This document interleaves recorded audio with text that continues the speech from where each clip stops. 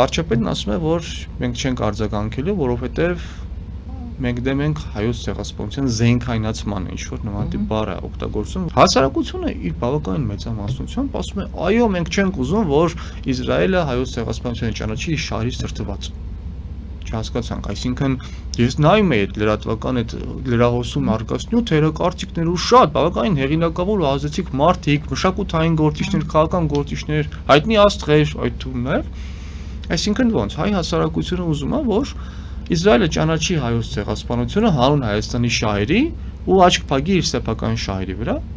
Այդքան տասնամյակներ շարունակ մենք ինչի համար ենք պայքարել, որ մարդիկ ի վերջո երկրները ճանաչեն, չէ՞ հայոց ցեղասպանությունը։ Տրամաբանականը դա է։ Ինչ որ մի փուլում ինչից դրդված մարդիկ իրենց շահերով դրդված պետք է ճանաչեն։ Չէ, հայ հասարակությունն ասում է, մենք չենք ուզում, որ իրենց շահերով դրդված ճանաչեն։ Ասում են, մենք ուզում ենք, որ Իսրայելը, Իսպանիան, Իտալիան, մյուս երկրները, մնացած երկրները ճանաչեն հանուն Հայաստանի շահերի։